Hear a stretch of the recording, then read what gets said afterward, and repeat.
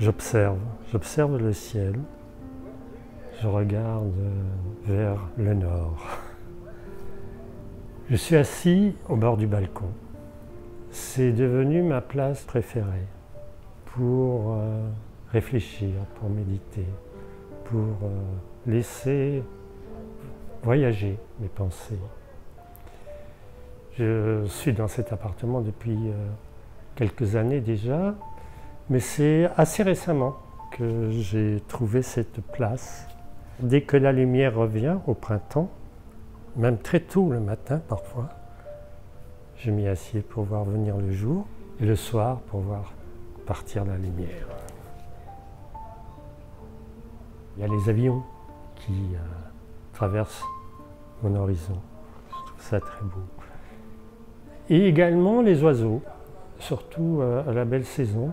J'ai noté vers 6 heures du matin qu'il y a des grands envols de pigeons qui partent vers le nord.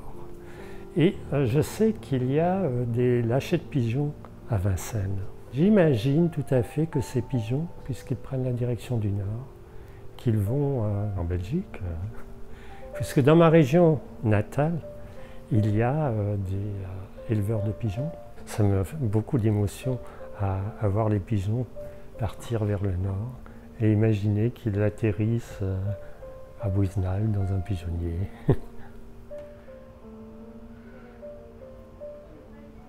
Pour moi, c'est un nouvel horizon. C'est à Bagnolet, en périphérie parisienne, ce qui change beaucoup de choses. Au-delà du périphérique, Paris n'est pas loin. Paris n'est pas loin. C'est nouveau pour moi également puisque je suis arrivé en 79 à Paris. Je ne connaissais pas Paris. Je n'avais jamais vécu en milieu urbain, dans une grande ville.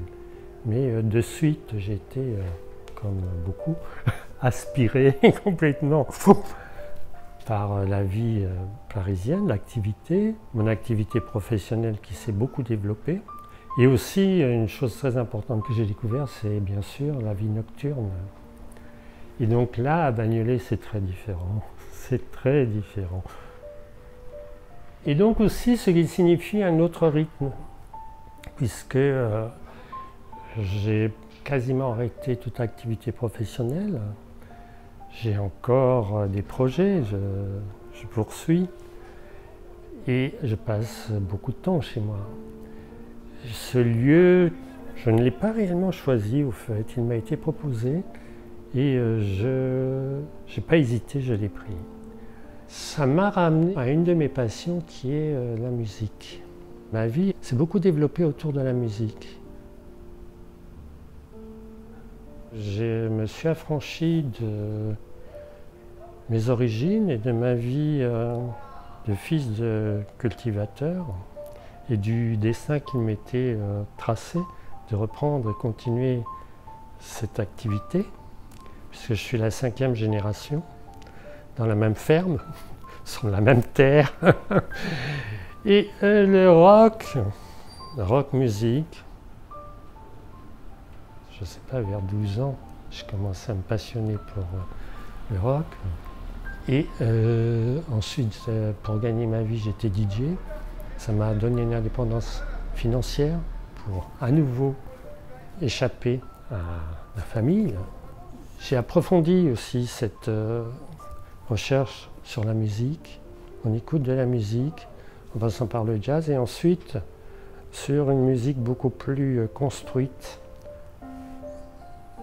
Me retrouver dans cet espace et avoir ce calme me permet beaucoup d'approfondir cette écoute et aussi de me donner du temps pour des créations beaucoup plus longues. Le rock, c'était des formats courts, très coup de poing, énergie.